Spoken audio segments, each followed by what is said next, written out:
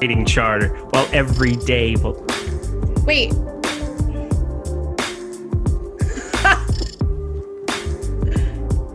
Oh no. Yep.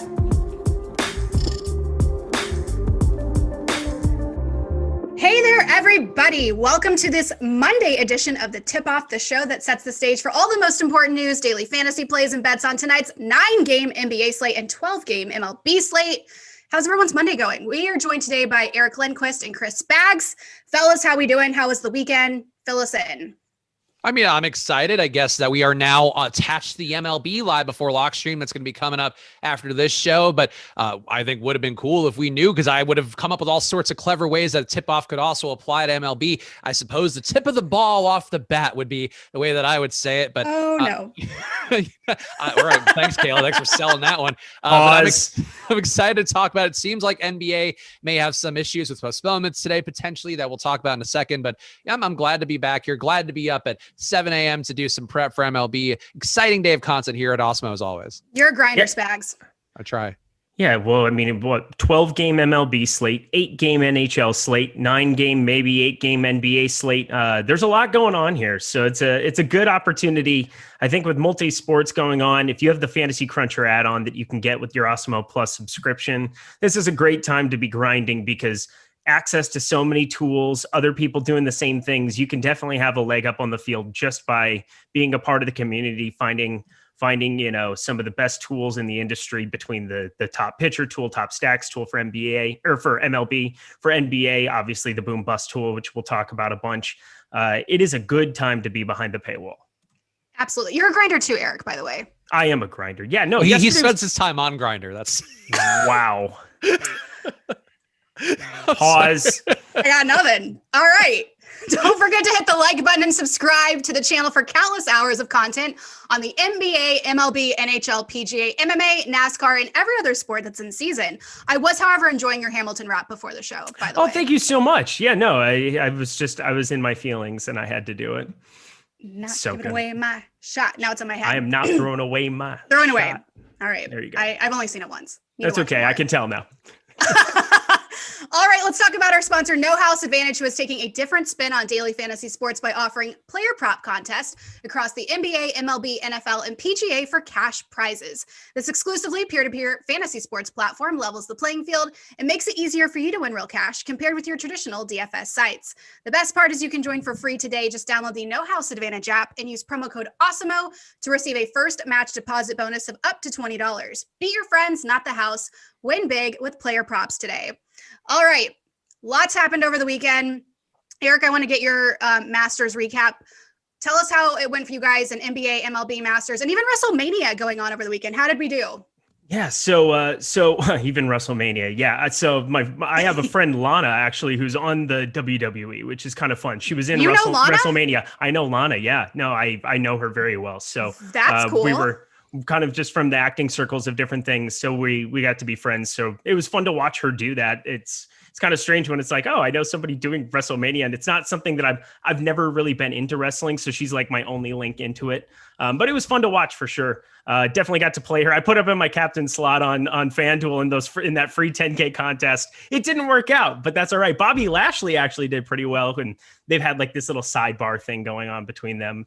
Anywho, we're going to move on from WrestleMania. NBA was fantastic yesterday for me over on DraftKings. Had a couple of really nice lineups there, so I'm not going to complain. Masters, Hideki won. I was way overweight to the field on him. The problem is I was also overweight to Patrick Cantlay, who missed the cut. I was overweight to Daniel Berger, who missed the cut. Those were two oopsies that stopped me from getting any W's, but also Jordan Spieth getting a T3. I'm not going to win a lot of golf tournaments when Jordan Spieth plays well, or a lot of DFS contests, but hopefully Jason Roslin did all right because that's his stand, that's his guy. But otherwise, it was a fantastic little back nine. I was on the NBA Live Before Lock show while the meltdown for Xander Schauffele was happening. So I was watching that a little bit on the side, but then I was like, I got to be professional, get back into it. But ended up being a great day yesterday all around, and great for Hideki to get that W. He's just been the bow gave me chills. His caddy afterwards took the flag off the top, and he just did like a bow to the golf course. And I mean, he's just one of the like really, really good dudes on tour. Nobody can say anything bad about him. And so it was really, really great to see him get a gigantic breakthrough win. That was awesome. Love the I mean, bow. It was tough for me losing $20,000 on WrestleMania picks. That was really the worst. What? No, I'm kidding, honestly. Just Oh. placing all my bets on preordained entertainment. No, I am a WWE fan, as some people may know on this channel. I've talked about it on some of the shows. I didn't know that. Yeah, I worked there too. It was my first job out of college. I can see that. I have a special affinity to. I was a publicity coordinator. I was a PR boy, majored in that at USC. Got my first job there because the head of the department was also a USC alum, and then she ended up leaving the job a few weeks later because she got John Cena some owies while he was doing the Marine press, and he's a 6'2", 270-pound man climbing through barbed wire doing a Marine boot camp, and then that got her in trouble. And then there was perhaps a situation with a wrestler that I had to get booked on the cover of Playgirl because they had a personal relationship. So I have a lot of fond memories of my time in WWE, but respect the art form of it all. And that was fun. It was fun to watch. Didn't play any DFS yesterday. Just kind of hung out, did that. Ate KFC for the first time with the girlfriend. I've had it before. She had never had it. So that's the kind of positive influence I bring. But I'm excited to be back to sports. I feel like I had a nice 70-point Enos Cancer Day on Saturday. I feel like that was hopefully the momentum I need to carry things through. But it's crazy when there's all these sports going on now and like everybody's back out in the wild. It definitely feels like the world, the earth is healed. And now we can spend all of our time both watching sports and or drinking and eating ourselves into a stupor every weekend, which I'm excited for. Good. There is a lot to unpack there, and I have a lot of follow-up questions, starting with, you had KFC for the first time this weekend? No, my girlfriend has never had it. I've had it. Oh. I've clearly, but she had never had it before. And I think left, I wouldn't say impressed, but not disgusted. So I'd say that's relative to KFC. That's honestly what KFC is. It's the nice middle ground. Yeah. It's not, you're not expecting the high class society chicken. You're also not expecting, I don't know, what would be below it. I mean, Popeyes is good. So I'm not going to even. Crown fried chicken in New York would be the one that's like the Kennedy fried chickens and Crown fried chickens that are, I think, a cultural thing, but like ripped off basically the KFC recipe and their thing. So I don't know. Popeye is definitely a tier above, though. I would say. I think, and we would have no disagreement in the chat from that. I would hope. Speak for yourself, Eric. KFC is class all the way. There's also Raising Cane's. Raising Cane's is really good. Yeah, I'm from South Dakota, so I mean, KFC is it's a lifestyle a little bit. Now I want the biscuits and coleslaw. I don't. I want none of that anymore. Fun fact: the coleslaw, Los Angeles, we gotta do better. Coleslaw that we learned yesterday, which I'm shocked by. KFC coleslaw more calories than their mac and cheese, which does not. I believe it. It's very creamy. Wait, what is Tyler doing behind the glass? Tyler's got a llama or an alpaca in his background. It's an alpaca in what in the world? Oh, he's on one today. He is on one. You guys missed the pleasure. Show. Oh man. All right. Yeah. We got to get him a mic but we have to give him a mic and he's only allowed 5 seconds. That's gotta be the mic. It's got to have a very short time window for him to be able to talk. Just cuts him off every time. Almost like it should for me, but there's that too. All right. Let's talk some NBA, shall we? Let's do it. Heading over to our key news of the day. First up, we've got Kyrie Irving is out for personal reasons with James Harden and Tyler Johnson still sidelined, and LaMarcus Aldridge out as well. Eric, who benefits for Brooklyn tonight at Minnesota? Yeah, so we're getting some news that this game may or may not go. So I can't speak to whether or not it's going to happen or not. So we're just going to look at it as if it is, and then adjust and take all the players off if it doesn't end up playing. But looking at it from the Timberwolves side of the ball, that's obviously an interesting situation now with Towns, who's going to be ruled out, and then Kyrie on the other side out. Chris Chiozza, it's nice when the research that I do the night before when I write a Slate Starter article matches up with Alex, because sometimes I'll have to do the opposite where it's like, whoa, what did I miss here? Because the boom bust tool loves somebody that I just wasn't even remotely on the night before. But this kind of matches up. Chris Chiozza was somebody that even at 3K, I talk a lot about how can a 3K guy burn you? Well, he could not see a lot of court time. Looking at that last game, obviously it was a huge blowout on Saturday up against the Lakers, but you didn't see Chris Chiozza enter the game until halfway through the third quarter, basically just played blowout run in those 14, 15 minutes. And that kind of put me in a situation where if Chris Chiozza doesn't start, it looks like Bruce Brown was really the backup de facto point guard. They took Kevin Durant and Kyrie off the floor halfway through that first quarter. It really kind of sets up to be a Bruce Brown starting spot for him there. I would assume Kevin Durant, Jeff Green, some of those guys can all do ball handling duties. You don't have to think about too much. Blake Griffin can handle the ball enough. There's enough other ball handlers there where Chris Chiozza isn't like a necessary piece. That being said, I do think he definitely sees the court, but to see him getting more than like 20, 22 minutes is kind of difficult for me in this spot, regardless of anything. If he starts, that's a different conversation, and I think I would be over the field. But assuming right now that he doesn't end up in the starting lineup, like I wouldn't, I'm same way as the boom bust tool, where I'm just not going to be on top of him whatsoever, not going to be playing him whatsoever. Nicholas Claxton is somebody that I was kind of interested looking at 3,100, but the opportunity cost of center on DraftKings is just gigantic because you have so many ceilings that exist on this slate in the mid-range and upper range. Now you're obviously taking Cat off the floor, so that's one less guy there, but you still have Jokic and Embiid, who I like. It's just difficult for me to want to spend a center spot on Nicholas Claxton. There it was. Yeah. Yeah, I think in this spot, and again, this is assuming the game does play, even though it does seem like there's a decent chance that I'm not playing due to the social stuff going on with the Brooklyn situation. So keep an eye peeled and pay attention to the things going on too, because that is an important thing to be aware of with how the world works. And but anyway, I would say for this spot, if it goes, Naz Reid to me would be the chalk play of the day with pretty good reason. Would be a guy that I would imagine I'll have in every single lineup. He's been productive as it is. He's been also playing more court time alongside Karl Anthony Towns when he's been in. If this game goes, Naz Reid playing today should see pretty much all the minutes he can handle, which to Awesemo looks like about 27 minutes in the rotation here. I think that makes him one of the best value plays on the site, or on any site you'll be playing on today. On Brooklyn's side, assuming again the game goes, I would say for Bruce Brown, I agree. I think that take that Eric Hat's pretty good. Bruce Brown playing the point guard, maybe not a necessary piece at 4,800 on DK, but still a guy who I would think gets a good amount of an uptick in his assist upside, his rebound upside, also probably a little bit more usage in the guard spot. Not going to be probably used the same way he's used with Kyrie or James Harden, because he does play sort of the rim runner there in a way that he probably won't be playing now, playing some more actual guard, one would think, for Brooklyn here. But I think to me, the Chris Chiozza spot, if he ended up starting, I think that's a spot where you could feel really comfortable going to Chiozza. If he doesn't start, and it wasn't the case last time out where Kyrie went out of that game, got ejected after his altercation with Dennis Schroeder, we ended up seeing Landry Shamet come in immediately for him. That could have been a rotational thing, but Chiozza wasn't really in the rotation anyway. So I do think there could be some concern that Chiozza wouldn't start in the situation. And I think that's something where if this game happens, you got to keep a close eye on the news here, because whoever's starting is probably going to be a good play, because you're not going to have Kyrie, not going to have Harden in there, have Kevin Durant still minutes limited. And then whoever is not starting, probably you have to bump down a little bit, just because guys like Chiozza, people are going to go in heavy, but he doesn't have the same role he did under previous Nets regimes where he would always get the point guard minutes when those guys are out. Hasn't been the case so far in the Steve Nash team. All right. As Spags alluded to in that same game, Cat also was ruled out while D'Angelo Russell is expected to rest on a back-to-back. Is there anything you guys want to add to this matchup tonight?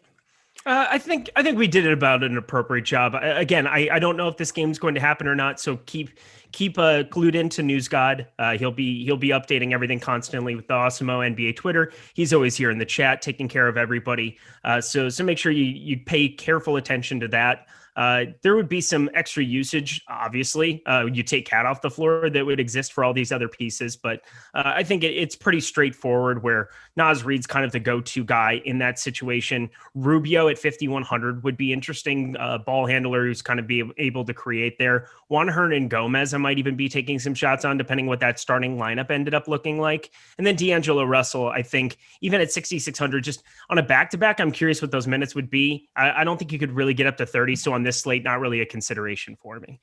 Yeah, I would say the one guy who takes a bit of a jump for me would be Anthony Edwards, 30.5% usage rate in court time without Towns and Russell. Russell expected to sit today, so that's the one to keep in mind here. And I think we're going to talk about him for no house advantage on the chance the game may play. I know over under in the chat, one of our regulars saying that not only the whole Brooklyn game is out, it hasn't been ruled out yet, so we have to talk about it as though it could happen, because it still could happen. The chance, though, or it does seem the things are trending towards a possibility of not playing, but that's why you have the news. That's why you have the news alert. That's why you have the news god to confirm all that stuff for you guys. But that's sort of the theoretical here, and hope everything goes as well as it can in another crappy situation in America.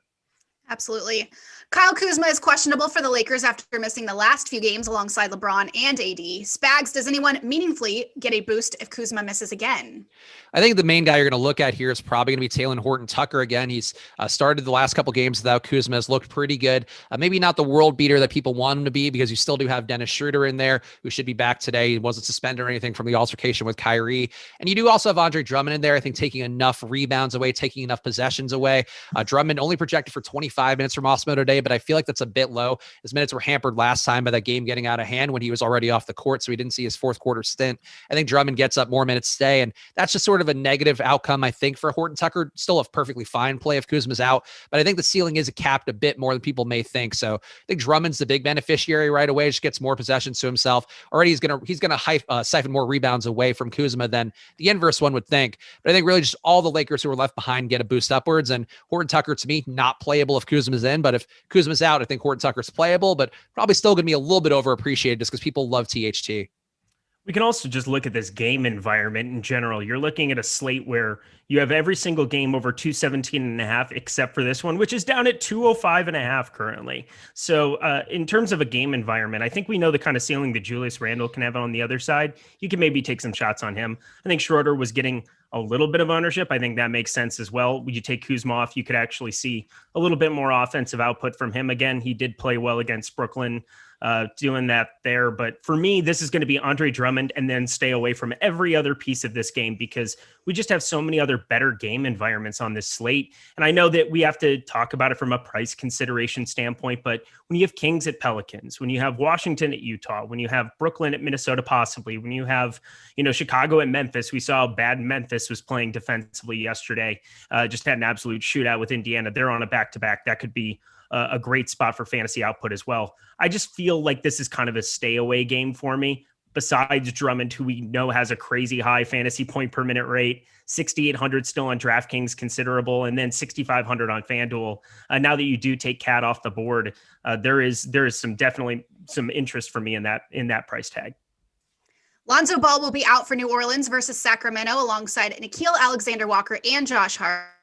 We've seen more of Point Zion recently. So, Eric, is he the biggest beneficiary, or does someone else gain an appeal for New Orleans? Nope, it's me looking at Zion Williamson, who I feel like a proud father of. As Rinpack and I, every night on the Slate starter, just swoon over his ability to finish at the rim. Does things that no other basketball player that I've ever seen play the game can finish. Apparently he's had 8 games where he got all of his points in the paint and at the free throw line combined. And there's nobody else. That's more than the entire rest of the NBA combined. He's had more 30-point games of that output. He is the most consistent player in the NBA. We can kind of basically target him for around 45 to 50 fantasy points every single night. He is unbelievably consistent. He's now obviously starting to see that assist rate come up in some spots. I've always been talking about me being concerned about him as a rebounder, and we're starting to get some double-double output on a more consistent basis here as well. The guy's just special, and 10K up on FanDuel. I know that seems like a crazy number, and we're still seeing him get, to around 15%, but I'm going to be over the field for, I don't know, maybe the second month straight it's been 2 months of every slate I've been over the field on Zion. I'm not stopping today. I think this is one of those situations where you look at the rate data, and normally I think for the most part you are trying to look for the longer term sample size, but there's enough articles that came out over the weekend about Stan Van Gundy basically patting himself on the back for playing Zion at point guard, something that people had wanted to see for a while. But it is the case, like he played Zion at point guard. Zion was fully playing point guard. It wasn't just a bit where they're talking about it for a little bit here in the second unit. He was basically the one running the entire offense. He still had some Bledsoe possessions, still some Brandon Ingram possessions. His usage is still going to be pretty high. But Zion over the last couple games, which have been after this change materially took effect, 38% usage, 32% assist rate. Also, it's a little bit more in the way of rebounding, but I think that's the one rate I'd be more inclined to trust the longer term sample. But the main thing is it's like Zion's a different player. And I think if you look at him through that lens of this guy with that much usage, you maybe don't give him 38, maybe give him 35, he becomes a lot more playable. And I think you do have to account for the changes in roles. And this is a role that people wanted to see. The fact too, that you have a matchup against Sacramento, who we talk about on all these shows, they play fast, they play poor defense. They have actually the worst defensive mark in the league, a 116 defensive efficiency rating.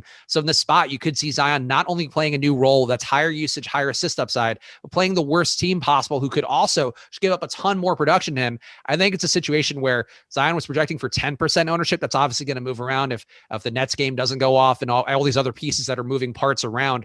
But I think Zion, no matter what site you're playing on today, you have to get some exposure just because he could break the slate completely. And then people who haven't paid attention for the last couple of days just might not know, like, oh, this is not only Zion, this is Zion optimizing himself, playing at the highest level that he possibly can. And that could be something that completely breaks the slate apart tonight. Jordan Clarkson is doubtful, while Mike Conley will be out for rest versus Washington. Spags, who looks best for Utah without 2 of their lead guards? So I think everybody here takes a bit of a jump upwards, and that's sort of what you'd expect when you have a couple high usage players who are going to be out of the rotation. But I think the one thing that really jumps out is the projection that Awesemo has for Donovan Mitchell, 50 fantasy points, and the rates for Mitchell look about as good as you'd expect, about a 35% usage, 33% assist rate guy in court time without Clarkson and also without Mike Conley. He's going to be the only primary ball handler they have. You'll probably see Joe Ingles take a bit of a jump upwards. I think he looks fine too, but I don't have the same confidence level in an Ingles or a Bojan Bogdanovic really having an outlier day as I do in Mitchell being a play that has gigantic upside and also won't kill you, especially in this spot against Washington. I think it's sort of the same thing that I was talking about with Zion. It's the best situation for this to be happening too. So Mitchell, I think, takes a gigantic bump upwards, and the price point a little bit uncomfortable, but if you're playing these guys like Zion and Mitchell at their price points, at least does reflect like the situation they're going to be in and the upside that they could have. I do like getting to pieces of this game all around, and I think the ownership is about appropriate on everybody going across. Joe Ingles, we're seeing get about closer to the 30% over on DK. I think that's appropriate. Rudy Gobert, massive ceiling that exists at 7,900. Like if he didn't have Favors there where they were basically going 1/3, where Favors was picking off 1/3 of center minutes, Gobert would just be an absolute smash, 7,900. I think still at 32 minutes, which is what I've got him pegged for. I think that's about the easiest minutes peg every single day is Rudy Gobert. When I go through my sheet, I'm like 32 minutes, Rudy Gobert, there it is. Because Favors has to play 16 minutes every night, it seems like, no matter what. And I think even at 3,300, you could take some shots on randomly going there too. But again, opportunity cost at center is just ginormous, so I don't really want to go there. Bogdanovic, I think, is very interesting. So 4,900, and then over on FanDuel, 5,200 at a small forward position. I don't know. I think that we haven't necessarily seen some of that shooting upside here. You take Clarkson off, that's a ton of usage that's coming off the floor. And I know that Mitchell's the obvious guy who it helps, but you're paying the freight. You're paying the full freight for Donovan Mitchell today. I do think that there could be a 20-30 point ceiling that exists just from a points perspective for Bogdanovic there. And I think that right now, what was his last run of ownership? I'm looking for it here. So he's right now not projecting out phenomenally well, but he's going to be on the floor for around 32 minutes. And there's definitely a ceiling there. I try to not get in the habit sometimes of worrying about a guy like Bogdanovic. I used to do that with Terrence Ross a lot too, where I'm basically playing them for a ceiling. And you could see a shooting output. If I need a small forward on FanDuel, sitting down there at 5,200, which isn't the greatest position to be paying up for, you have Kevin Durant, who I guess is off the board here now today. I guess they officially just announced that Brooklyn and Minnesota game has been canceled, so that's good. But looking elsewhere, like I think Bogdanovic makes sense as somebody at 5,200. Where you're maybe even paying a little bit more there than you are on DraftKings. Being able to slot him in at a small forward spot makes a lot of sense. Has a ceiling there. I think 30 raw points is considerate, like something that's in the range of outcomes. And then on DraftKings, you get the 3-point bonus. Sign me up for a little bit. All right. And that concludes our key injury news of the night. Sports fans, don't forget to get access to all the great Awesemo Plus tools and content for nearly every DFS sport out there with an Awesemo Plus weekly pass for $29.95. This includes full access to all the premium content and tools on Awesemo.com, including player projections, ownership projections, our premium Slack channel, lineup builder, and much more. And if you're only looking to play NBA DFS, then sign up now for our Awesemo Plus NBA weekly package for only $16.95 and our $4.95 NBA weekly express package, which gives you full Awesemo Plus access to NBA Showdown and single game contests. Stop guessing, start winning. Join Awesemo Plus today. That brings us to our one-on-one segment. In these battles between stars, which player would you rather have in NBA DFS or prop bets tonight? First up, we've got Zion Williamson has seen legitimate point guard injuries with the recent injuries in New Orleans. Nikola Jokic is one of very few other viable high upside center plays on the slate now that Cat is out. Eric, who do you want more in this one-on-one, Zion or Jokic? I mean, this is tough because you're asking me about my firstborn son in Zion Williamson, who I absolutely adore and love. But I think I'm going to probably have to go to the Jokic side of it against Golden State. 10-4, no James Wiseman. You're basically getting Kevon Looney, which I think is probably about a defensive upgrade technically there, but he's only been playing around 22 minutes. There's just nobody against Golden State that's going to be able to slow down Nikola Jokic tonight. Zion is on a back-to-back. He's young enough. He's unbelievable enough. I don't think that that's like a huge consideration for me, but I think it's maybe a slight tick down. And you're looking at Jokic, 1.65 fantasy points per minute. We're seeing the rates come down a little bit with Aaron Gordon now inserted into the middle of that. But if you're basically saying, I got to take one, I'm going to have a lot of both, but Nikola Jokic is the guy. So I think this is sort of a kind of interesting train of thought because I agree. Like, I think Jokic is the play that you have the longer term sample size, you have the guy you can trust, but it is a player who I think gets a little bit less shiny. And I think we've seen it over the last couple weeks as Eric was just intimating about the rates coming down. I would take Zion here just because I do like the idea of buying in on the guy before people fully smarten up to the fact that, oh, this is now like a different Zion. And I think it's something that narratively, I think, we as DFS, touts or whatever, hosts, whatever you want to say, or people out there who are just fans of the sport, you could sort of spin those sample size things and talk about them how you want. But this is something to me that has not only Coach and Zion talking about it, but also has the data to back it up, has the situation change to back it up, where I think treating Zion like a new man could be a beneficial move in tournaments today. So I think really it comes down to two things. Or if you're risk averse, playing Jokic is going to be the wise move because he's not going to kill you. He's going to get you 40 fantasy points, 45 fantasy points. I think the thing with Zion, though, is like he's also not going to kill you. And there's a very real possibility he could put up his first 70, 80 fantasy point day to day just because that's the situation in front of him, playing Sacramento, playing more point guard. So I think I'd go Zion's way just out of fear that you miss the upside while it's still viable before he goes over 10K. But I think to me, if you're just a risk averse person, playing Jokic would be a tournament move to get away from Zion if his ownership does start to get out of hand.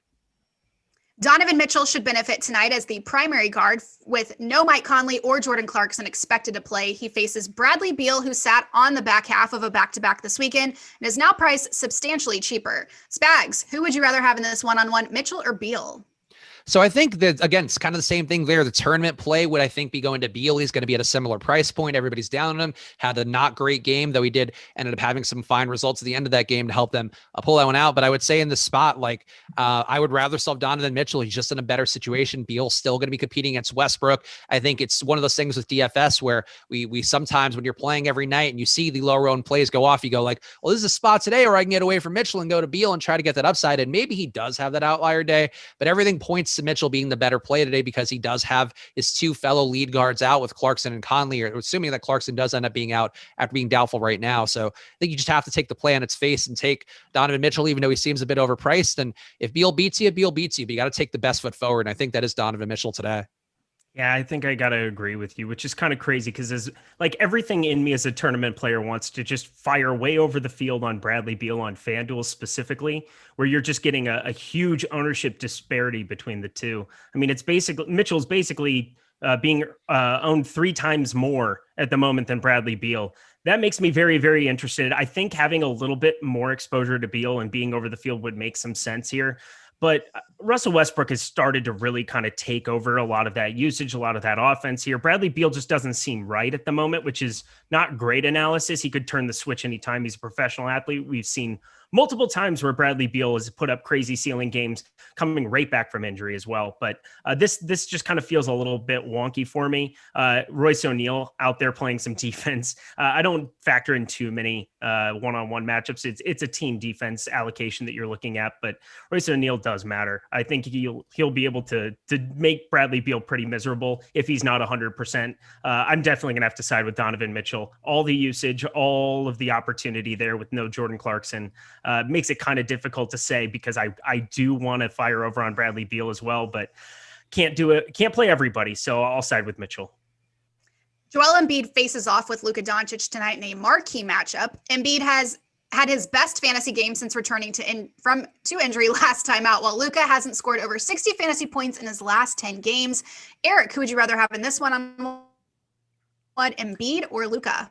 So this is a fun one. I know maybe I say that all the time. This is a fun one. These are fun ones. Spags does a great job with this run sheet, just giving him all the props that he deserves because he's obviously not getting it for his culinary choices in KFC. But I absolutely love Joel Embiid today. I think he's probably going to be one of the guys that if the slate started this second, that I would be way over top of the field on. I just don't think people are really seeing, we're seeing him come in at pretty low ownership at the moment. And I do know taking Cat off the floor is going to, when we refresh this, I think a little bit of that ownership that might have been going other directions is going to go towards Jokic, is going to go towards Gobert. All of these guys set up fantastically well. But I think that there's a minutes upside that isn't necessarily being accounted for with Joel Embiid. Right now, Alex has him in for around 32 minutes, which I think sounds about appropriate. But that 27 minutes, they blew OKC out of the water. He only had to play 27 minutes there. He got up to 33 minutes against Boston, made Robert Williams' life just miserable 2 games before that. And that was basically his second game. That was his second game back, got up to 33 minutes. I think you could be looking at, in a competitive game, 36 to 37 minutes of Joel Embiid against Dallas. Look at the interior there. Kleber is probable. He'll probably be able to help a little bit. It's going to be a rotating spinning door of Dwight Powell and Willie Cauley-Stein. I don't know. I think Joel Embiid is being way under-owned today, by an extreme extent. I'm right now would be at least 10x the field on that number that he's at on DraftKings, where you can play 2 centers.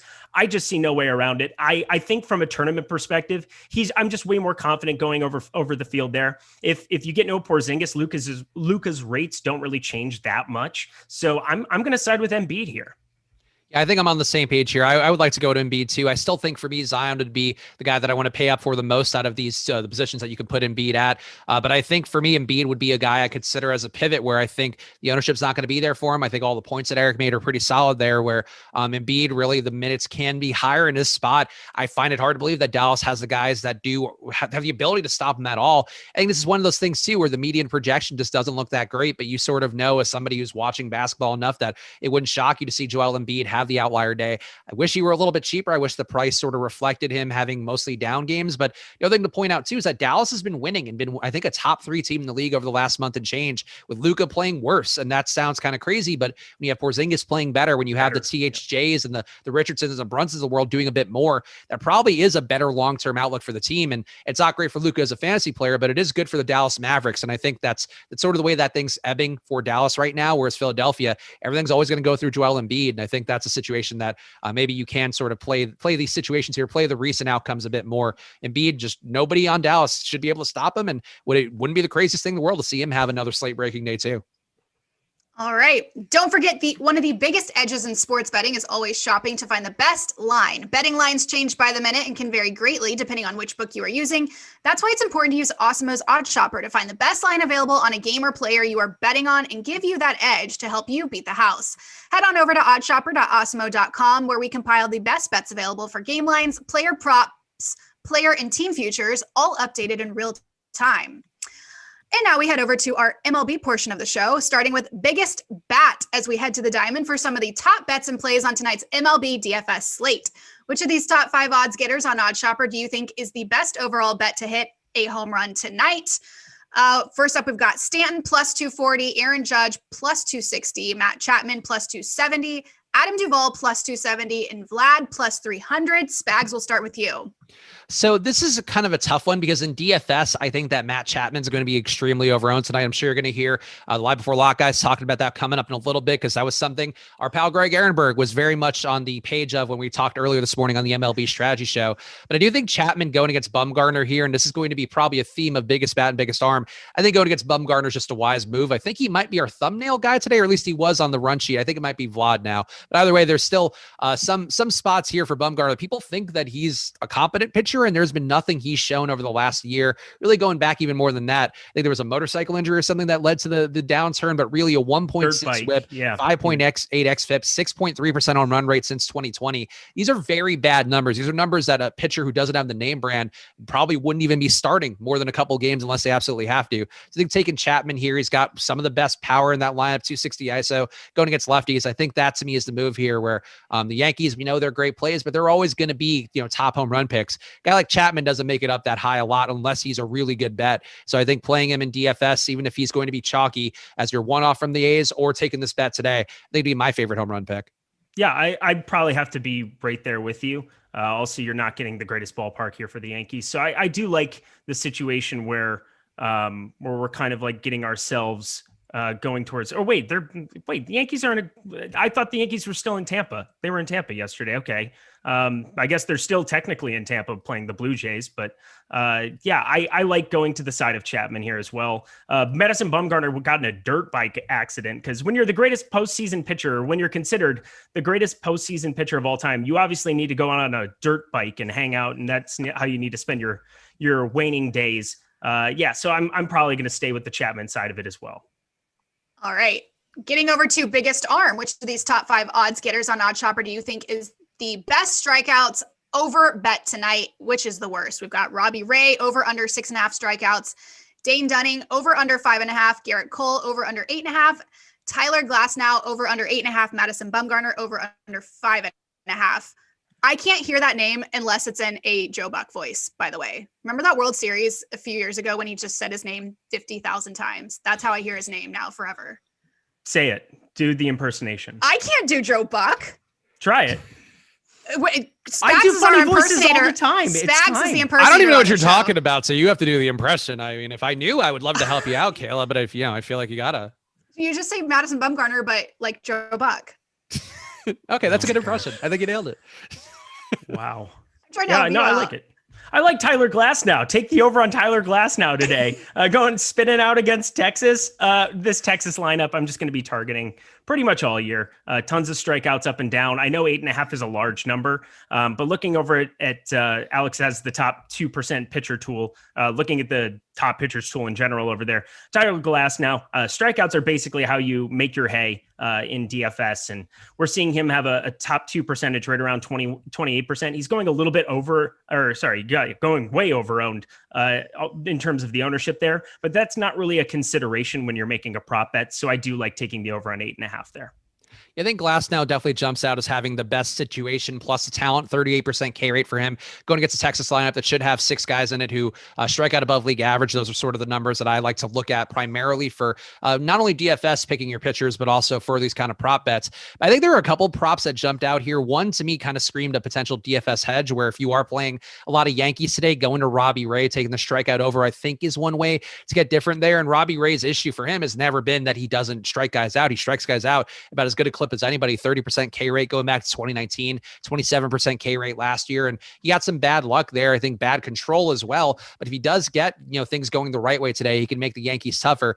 I do think, so we talked about the overs. I have to say though, my favorite bet out of all of them, and I might need to change the wording here that Kayla gave up top, because I think if the under on Madison Bumgarner to me is amazing because he is so bad. He is so unbelievably bad. He's got a 17% K rate. These are numbers that a guy coming out of the minors with a mild pedigree wouldn't have, because they're paying him so much, because he's a name brand. He's still being trotted out there, and he is just a garbage pitcher at this point in his career. Of course, watch him throw a shutout 9 innings today, but I'm putting it on the line. Madison Bumgarner, you are trash, sir, and I'm taking your under bet as my smallest arm of the day, a little baby arm for Madison Bumgarner.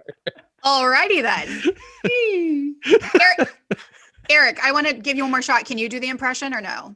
No, but I found out yesterday that I have a good Heath Ledger because I scared the crap out of Rinpack last night. I love chaos. I don't know. That wasn't my best one, but it's like, well, I want to know how I got these scars.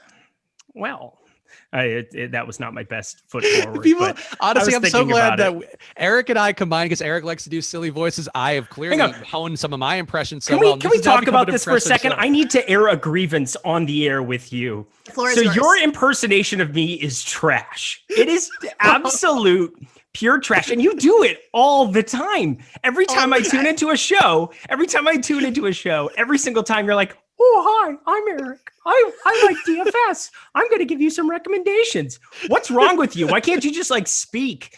I still say words. Maybe it's in a higher pitched octave than you enjoy, but it's not a dog whistle. So God. I think here is the thing that we discussed briefly, I think between shows on the MLB strategy show this morning, where I had fashioned that my impression to you, because it's not that close, it's less mean because it's more of an absurdist caricature of Eric Lindquist. And I'm too sensitive and I can't take it. I think we just proved no. I think you were fully justified to call me out for it. I just enjoy the impression. I think it's a fun way to plug your shows. Like, oh, don't forget me, Eric Lindquist, coming up later today. Everybody tune in. I'm going to be online before. Sound like the gingerbread on Shrek. Yeah, it is the gingerbread on Shrek. Little Mr. Hanky tune to it, but I think it fits. I think it fits the vibe that we've cultivated with our pal Eric Lindquist. Friendly, disarming, but also, like a little bit Mickey Mouse adjacent. I think there's nothing wrong with that. Oh boy. Oh boy. Oh. Eric, you would have been a great Mouseketeer, by the way. I would have been, or Eric would have been. Eric would have been, because he's multi-talented. He could sing, he could dance, he's got triple threat. Hands, triple threat. Got a cane. Thank you, everybody. What was that? That was Tyler. Tyler has the mic hot. Here we are. We are My off name the is Eric rails. Lindquist. Oh Where's my God. Minnie? Now we're fighting too. Here we are. What is happening? Oh gosh. I think we need to add a MLB segment live that before is- lock coming up next. This I is think great. we need to add an impression segment to the show every day, just for, fan entertainment. We are running out of time, so we're going to move right along to No House Advantage, prop or not, getting things back on track here. Here are some of No House Advantage's props of the day for key players. Guys, do you like the over or under on them, and how many points would you assign? First up, we've got Anthony Edwards, over under. That one's gone. Just kidding. We're Yep. scratch that. Donovan Mitchell, over under 35.5 points plus assists. Eric, we'll start with you.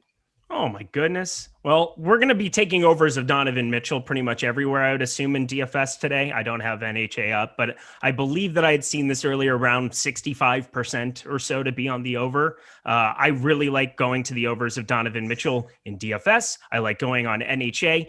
These props stay stagnant as well. And these are basically priced in as if Jordan Clarkson were active. He is not active. So we are going to enjoy taking the over here. Kayla's obviously finding something funny in chat, which I do not have pulled up. So we're going to move right along to Spags. Yeah, I think in this spot, to me, I would also want to take the over here for what we talked about earlier. This is Donovan Mitchell playing without Jordan Clarkson, most likely, definitely playing without Mike Conley in this spot, going against Washington, who we know plays fast, plays loose defense. Those are all positive things. I'm a little bit shocked that the odds aren't a bit better for Awesemo with the chance of hitting the over, but still a 70% chance of hitting the over on the 3-pointers made for Mitchell. Not too far behind on the assists and points plus assists for Donovan Mitchell. So I think it's one that honestly wouldn't shock me if it got a little better throughout the day too, if the line does move more favorably towards Utah. But I think this one, to me, it's not a 10-pointer. There were some ones that maybe earlier in the day looked more like they could be 10-pointers, but I think Donovan Mitchell still, to me, would be a 6 or 7-pointer on No House Advantage, because wouldn't be crazy for him to have one of his better days. And I think this line probably accounting for one of Clarkson or Conley to be in. Those guys aren't both going to be in. So it's a spot where Mitchell should benefit quite a bit. I'm just reacting to the chat, reacting to everything that just happened. Tickled me. I love chaos. I like Joey House's "not my gumdrop" button. That's what I was laughing about. Say that, Spags. Say that in the gingerbread man voice. Oh, not my gumdrop bottoms. I hate it because now I'm hearing your impersonation of me in this. Oh my dear God. As my good friend Ridback once said, you got to make sure to involve your lineups in. Is it Mr. Gingerbread or is it Eric Lindquist? We'll never know. I don't like Mondays. This is fun. Ben Simmons, over under 13.5 assists, Spags. This is a bizarre line. I don't get, sometimes it happens in No House Advantage where the line doesn't make sense for either the current situation, for potential situations. Like, I think the way that Ben Simmons has 13.5 assists is if every other ball handler is out for Philadelphia and they are also playing a team that consists of our Awesemo talent. I think that's the way that Ben Simmons really gets there. The line, I think, should be closer to 6.5 or 7. According to Awesemo, I have him at a 6.9 assists, which would normally be a nice number. Today, not so nice. I think take the under here, and that's probably your 10-pointer of the day, because No House Advantage just wanted to give you a freebie today because that's how much they care about you guys as customers. Yeah, I was kind of thinking about like back when I was playing a lot of online poker back in my high school, college days, before Black Friday, before all of those goodies. You'd be up at like 2, 3 in the morning and you're just kind of like putting in like whatever your bet would be, and you accidentally misclick and you go all in, or you basically click the wrong digit. You add a 0 to the end of it and it becomes wrong. This is basically what happened with No House Advantage today, where they just slid it over 1, and instead of like 3.5, they added a 1 to it. And so it became kind of a situation where the under becomes just kind of a freebie. So it was a nice misclick from NHA today. Enjoy the freebie up top in the 10-point slot. Watch him go for 14 assists and break everybody's hopes and dreams. The Madison Bumgarner, Ben Simmons parlay is going to be phenomenal. Oh man, today. Go on FanDuel. Those ridiculous parlays of different things. Somebody hit like a Hideki Matsuyama plus Eric Bledsoe over 25 points parlay for like $45K or something. I was like, $50. First of all, Eric Bledsoe to get over 25 points seemed like a better bet, or like a harder bet to win than Hideki winning the Masters. So there is that. All right. And with that, don't forget to play on No House Advantage, our sponsor, who is taking a different spin on daily fantasy sports by offering player prop contests across the NBA, MLB, NFL, and PGA for cash prizes. This exclusively peer-to-peer fantasy sports platform levels the playing field and makes it easier for you to win real cash compared with your traditional DFS sites. The best part is you can join for free today. Just download the No House Advantage app and use promo code Awesemo to receive a deposit bonus of up to $20 for new signups. Be your friends, not the house. Win big with player props today. It is time for good dog, bad dog. Baby. There it is. In real life, there is no such thing as a bad dog. In betting and DFS, there are a lot of underdogs who may have no chance in their game. So guys, who's a good dog to target tonight and who's a bad one? Eric, let's start with your good dog. So my good dog, I've been talking about my good son, Zion Williamson. I love him so much. But my good dog is the Sacramento Kings. So we don't talk a lot in DFS. We maybe don't talk about it as much as we should. But you basically are looking at a situation where the Pelicans played yesterday. Now they're heading back home playing Sacramento.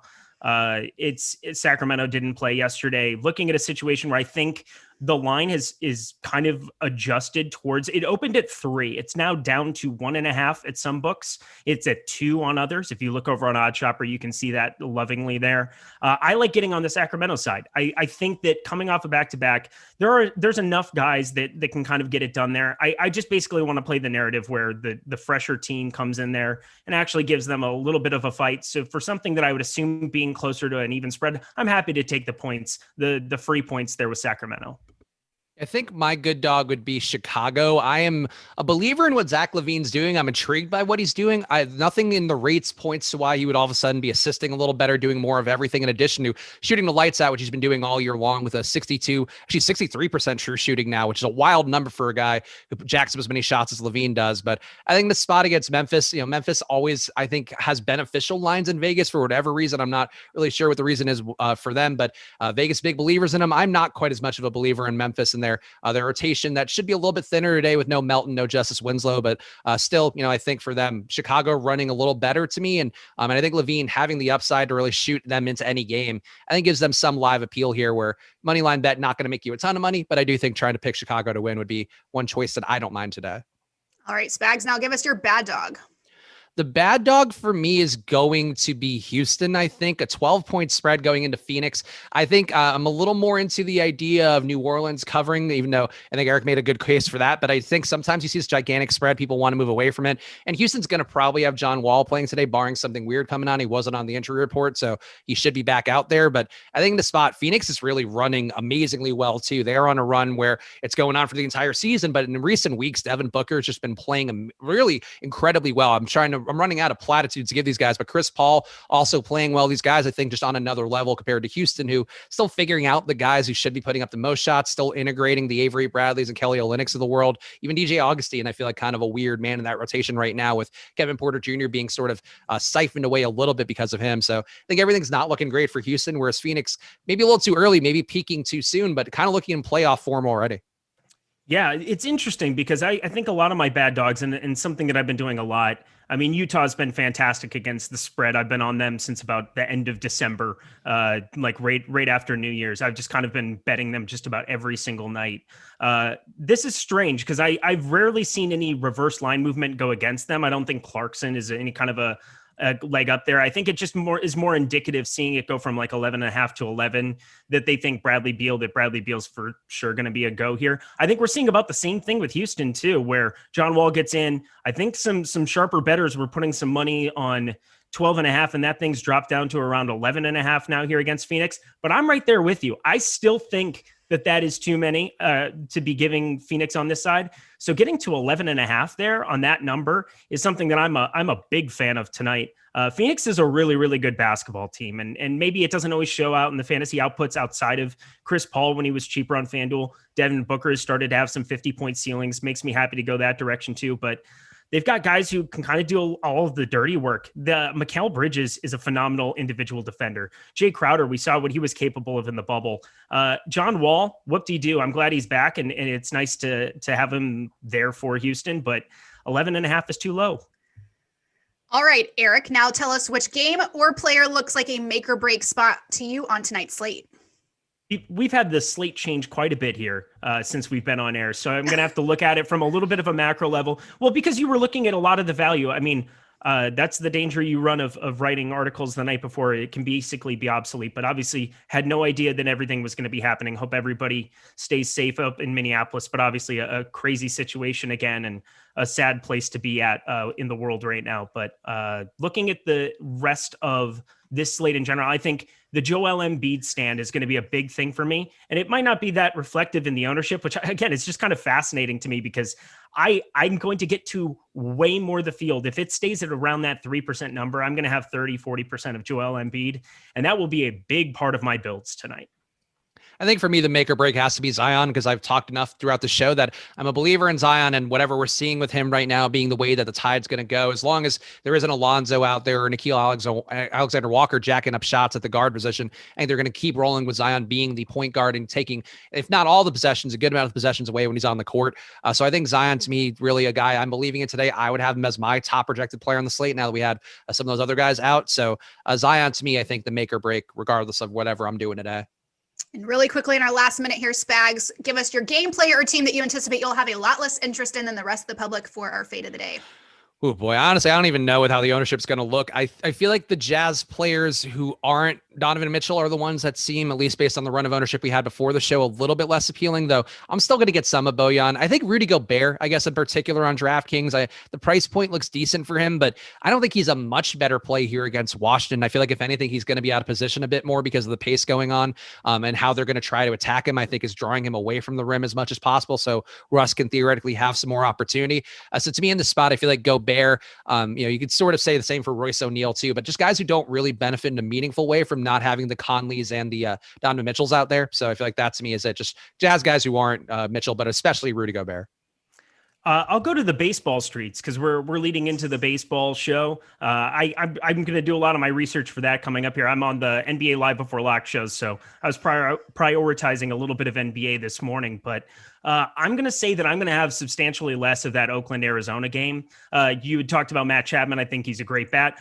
I'm not really somebody who plays cash in MLB. I'm a tournament player, and looking at the top stacks tool right now, Oakland and Arizona, 1-2 on the top stacks tool on the DraftKings main slate. That just kind of makes it easy for me to get off of that. Again, I'll be on a different show for a different sport. So I think just kind of removing them, or at least tempering them big time from my player pool on a 12-game MLB slate where we know the variance that baseball can have. That's going to be a big part of what I do in the MLB streets tonight. All right. Well, this Monday show is a lot. DFS betting, Hamilton, fast food, fried chicken, Shrek, Joe Buck. There is nothing we don't cover here on the tip-off. Thank you to Spags and Eric. Thank you you all for tuning in. We'll be back here at 3 p.m. Eastern tomorrow on the tip-off. Don't forget to like and subscribe. We sure appreciate it. MLB Live Before Lock is up next. We'll see you guys tomorrow.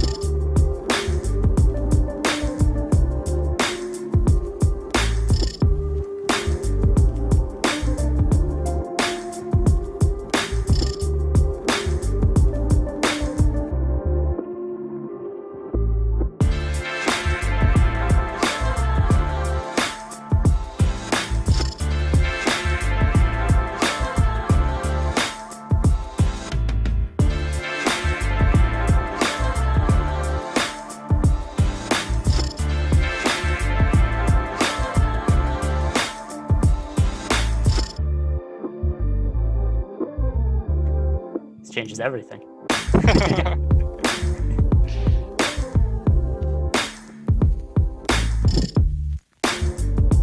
It is the Awesemo MLB Live Before Lock show. We're going with the three-man booth right here, and I'm pretty excited about it because a new combination of guys. We've got, of course, the boss man himself, Alex Baker, and then we also got Max here. Second show I'm doing with Max, a handful I've done with Alex now, and a lot to break down, so I don't want to get too much into just lead up here because we do have 12 games on the slate and then also some weather situation, which I kind of thought was the best place to start because I've never done a slate, Alex, where I've been on a show with you and we've had to talk about weather. So a couple of games here that are a little bit problematic from a weather standpoint.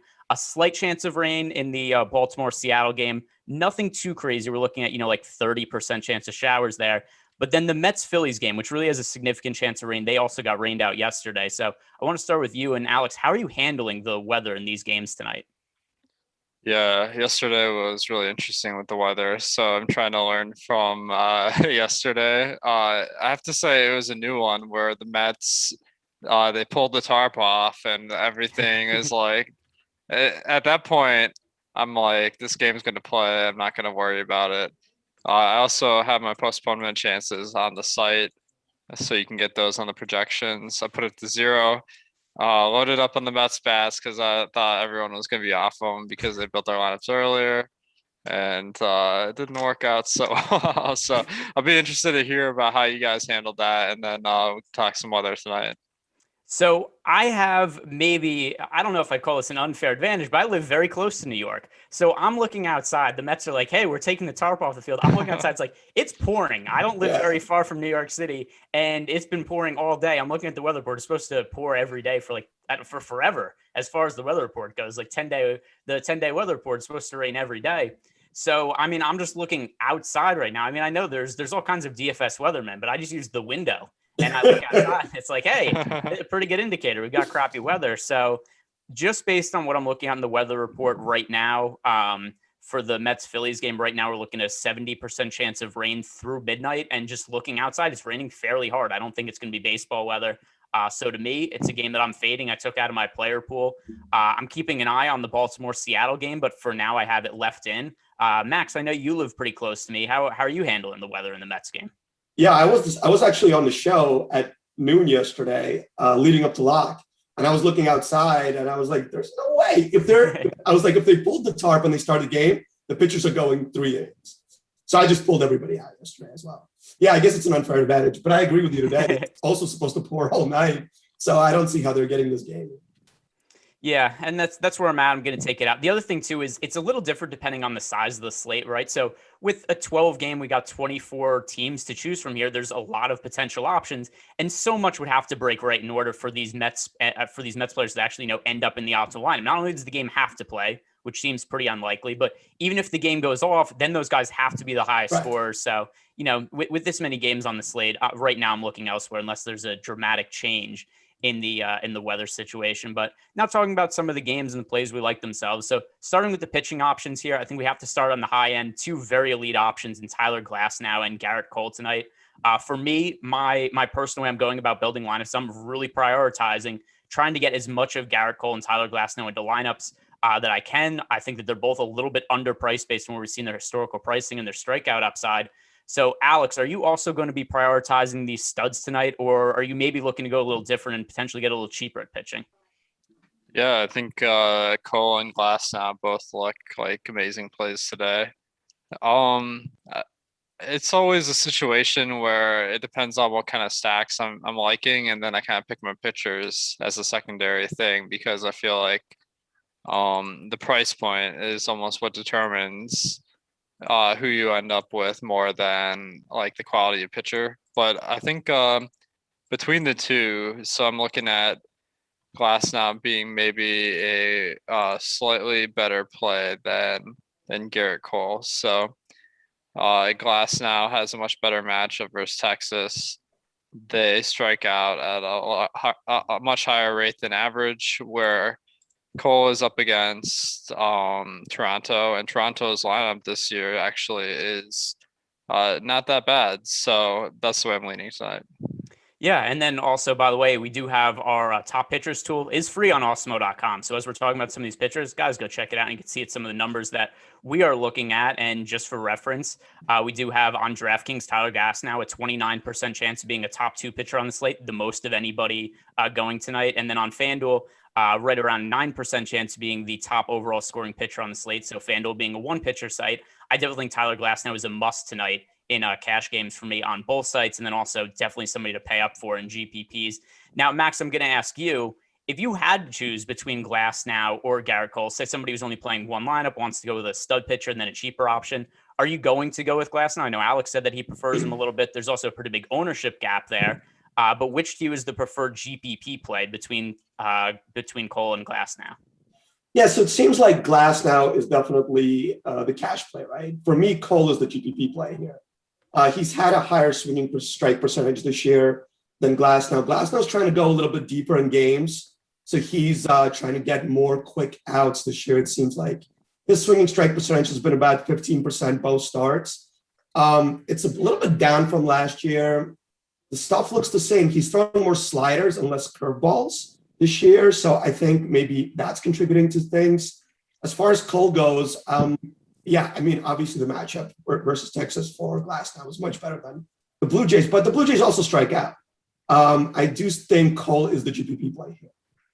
Yeah, I think one thing that does stand out to me, at least a little bit, and FanDuel and DraftKings, I think, are a little bit different when we're talking about these pitchers because on DraftKings, like I said, I'm going to kind of be trying to prioritize getting exposure to both of them in the same lineups. On FanDuel, Glasnow does rate out a little bit higher, but then there's also almost twice the ownership. Glasnow coming in at 33% ownership, Garrett Cole 15%. So even if I'm going to go split exposure to the two of them with a little bit of a lean towards Glasnow, that could potentially have me a little bit overweight to the field on Garrett Cole just based on going split because the ownership is so much higher on Glasnow tonight. Now, Alex, if we're looking to go a little bit cheaper at pitching the chalk option, Freddie Peralta right now, actually picking up more ownership than Garrett Cole on DraftKings tonight, picking up nearly 40% ownership. Do you believe that's warranted for him in GPPs? Oh, man, that one is tough because he didn't even start the year as a starter, I think. So his first appearance was out of the bullpen, which was a little bit surprising. But I guess he spent most of last season from the bullpen too, but this guy just gets an insane amount of strikeouts. Didn't pitch a ton last year, but he was at 37% over 29 innings. And then in his first 2 appearances this year, he has 14 strikeouts in 7 innings. So this guy's strikeouts are elite. And the only question is, how stretched out is he? The nice thing is last game, let me pull up the exact pitch count. I think it was pretty good. So he went and he threw 91 pitches on April 6th, 6 days ago. So plenty of rest. So I think I'm definitely looking at Peralta as a great option tonight. Yeah, so one thing that's funny is I agree. I think he's a really strong option. The thing is that with me prioritizing Garrett Cole and Tyler Glasnow, like Freddie Peralta is my 3rd most rostered pitcher right now. But that still ends up with me coming in underweight to the field on him just because almost half the field is projected to have him in lineups right now. I think he's a really strong cash play. I think he's a really strong GPP play too. I just don't know I'm going to get quite to the 40% ownership on him. So, Max, I'm going to ask you, are there any plays that you like as pivots off of Freddie Peralta? Who are some of the SP2s with maybe a little less ownership that you'd be looking to target? So, yeah, I mean, I like a lot of these 6K guys. Gabriel and Noah is the first guy I want to talk about, is 6K even on DraftKings.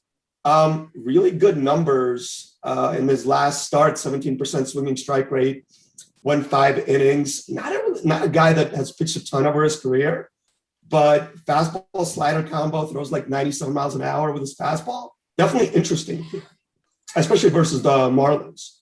Another guy I kind of like is Robbie Ray. I know he's facing the Yankees, but the guy has elite strikeout stuff. I've never been able to really harness it into being a good pitcher, just giving up a lot of hard contact. But I don't know if spring training means much, but he struck out 14 guys in 11 innings in spring training and only walked 4 guys, only gave up 3 runs. I don't know, maybe he found something. And Yankees are, of course, a very dangerous matchup. But I feel like it's a really good GPP play at his price. I really don't mind that. And it's something actually Spags talked me on a little bit when I did the strategy show with him this morning. And Robbie Ray, I mean, if you want variance, Robbie Ray, if you tell me that he, like, legitimately the range of outcomes from this matchup, if he scores negative 10 DraftKings points, I'm not surprised. If you tell me that he goes, 5 innings and strikes out 12 guys, like, he could give up a couple of runs and still be a viable GPP play just because the strikeout numbers are so high. So I do have a little bit of exposure to him just based on the strikeout upside. I feel totally uncomfortable with it. Like it's something with it. Here's what's going to happen at the end of the slate. I'm either going to say, oh, I can't believe I played any Robbie Ray, I'm such an idiot. Or I can't believe I didn't play more Robbie Ray, I'm such an idiot. Like, those are definitely going to be the two outcomes because there is so much upside in Robbie Ray. But at the same time too, he was terrible last year. He got hit really hard, but was still somebody who strikes out, double digit guys per 9 innings and has always been the case throughout his career. So Alex, in terms of a contrarian play, do you have any interest in Robbie Ray, or is there maybe another SP2 for DraftKings that's picking up less ownership that interests you? Yeah, I don't hate it because, as you guys said, the strikeout rate is pretty impressive. But I think you can find other guys that have similar strikeout upside that have easier matchups. So I'm just gonna mention a few. Maybe you guys can say which ones you like. Looking at Adbert Alzolay, John Gant, and let's see. We have Dane Dooning at all the low price points. So these guys are cheaper than Robbie Ray, and I feel like they may have a little bit more strikeout potential. But I mean, the Yankees are certainly going to be popular tonight, being the highest projected stack. So I think maybe you get some leverage, although it doesn't seem to be popping in our ownership numbers yet. Yeah, it is a little hard to get leverage sometimes when the slate is this big. It's not like we're usually going to get one offense who's like, oh my God, there's a core slate game and this team is 30% projected ownership, which one of the ways that I feel like I've had success so far in this baseball season, a lot of it's been lucky, is there's been a bunch of very highly owned stacks that we've had as pretty strong negative leverage in our top stacks tool that just haven't gone off. Like the first 3 slates of the year, the Brewers were the top projected stack in terms of ownership, like every single day. And we had them as, like a team that was like -8, -9% leverage score. And they just massively underperformed. And it's a little harder to find spots like that when the slates are that big. But so that is something that I'm probably not going to be looking at Robbie Ray strictly for leverage. But I agree with you. One name you said there, Dane Dunning, who once a pretty highly regarded prospect from Chicago, your stomping grounds there, Alex, now with the Texas Rangers. And I just feel like this guy is getting totally overlooked by the industry as a whole. Because if you look at all of his numbers, they're really impressive. He's only thrown 39 big league innings, but in that time, 3.69 ERA, striking out over a hitter per 9 innings, really strong acumen as a prospect, regularly struck out, 10 plus hitters per 9 innings when he was in the minor leagues. So I just look at all that information, also pitching in a pretty pitcher-friendly park in Tampa Bay, and Tampa is a good but not great offense. So this is a guy who at 6,600, I think is getting overlooked as an SP2. So definitely somebody that I'm on. Max, do you like Dunning at all? And is there somebody else other than Robbie Ray who maybe you also like as an SP2? I wish Dunning was facing more righties. He's pretty much like lights out versus righties. Facing 6 lefties today. Not great hitters, right? Like Wendell, Phillips, Lowe is very good. Meadows is very good. I definitely see upside here for him. He has 12% swinging strike rate his first start. Not garnering as much ownership as he needs to be. Like, I think Kremer in this price range is going to be more chalky if that game plays versus Seattle, just because everybody likes to target Seattle when they're pitching. So I think he'll be more popular than Dunning, obviously more popular than Ray, even in Noah. I think Gant will be probably popular today just because of the matchup. I feel like he's another guy that's not going to give you like a lights out game where you need to have him. Like, I think he tops out at like 92 with his fastball. Has like decent stuff, nice run limiting upside, but not a lot of K upside there. So he's another guy you can look at. I don't know. I feel like Cole and Glasnow are just so far ahead of everybody else in the slate. Like you said, you have to prioritize them. And after that, it's like Noah and Ray for upside. All right, guys, if you've not done so already, do us a favor, hit the like button, also subscribe to the YouTube channel. If you do, then you will be on all the right stacks tonight. All your pitchers will pitch no hitters. Everybody will leave Joe Musgrove tonight, but only if you subscribe to our YouTube channel. So go ahead and do that. Help us help you, and let your fantasy lineup score a little bit more fantasy points. So we'll move over to the stacks now. And Alex, I think the place to start is with the team that's picking up the most ownership, but is also picking up pretty significant negative leverage score right now in the Oakland Athletics, a team that certainly in a good spot going up against a very washed Madison Bumgarner, who we've talked about a couple of times this year. And on the surface, he's always somebody I like to target, but just given some of the high ownership on Oakland, this looks like a team that I'm going to be fairly underweight to the field on just in terms of stacks. Do you feel similarly, or are you going to ride with the chalk here just because of the favorable matchup? That one's a tough one because I do agree that Oakland looks a little bit high owned today. I do feel like Madison Bumgarner, really, his stuff was pretty weak last year. He had a 1.5 xFIP, 1.5 WHIP and a 7.8 xFIP. So, I mean, those are really bad numbers. And then this year he's had 2 games with a 6 xFIP, so well below league average in his first 2 appearances. So I don't see any reason why Oakland is a bad play, but the ownership is just too high. Got a how many is it? Like 11 games tonight, and the thing I'm seeing is only 3 teams have a team total over 5. So I think those 3 teams are going to get a lot of attention, but the most likely result is one of these teams that's not those 3 has the outlier. So I might try to spread around the ownership a bit. Yeah, that's what I do too. And people ask me all the time, they say, well, if I sign up for Awesemo, what are the tools you like to use? For me, I rely very heavily on the top stacks tool that Axe put together, because I like to see, like, okay, what are the team's odds of being the top scoring team on the slate? And then I'll compare that also to their ownership, and the teams that I think are going under owned are the teams that I'm really trying to target. If anybody told me they were stacking the A's, I wouldn't say that's crazy. A lot of people are stacking the A's. They're the most popular team on the slate. But also, when we have 12 games on a slate, probably 11 after this one game gets rained out, but it's hard for me to believe that any one team has a 16% chance of being the top scoring team on the slate. So I just look at those numbers, and I'm not going to have 0 Oakland stacks, but I'm going to be pretty underweight to the field on them. And then some of the numbers here on Madison Bumgarner and some of the reason that he struggled. He was a guy who was already kind of on the decline a couple of years ago, and then he also got into a motorcycle accident and hurt his shoulder. And if you just look at his velocity numbers, a guy who broke into the league, not throwing like especially hard, but his average fastball velocity this year is all the way down to 88.6 miles per hour. That's alarmingly low for a guy who used to throw around 93.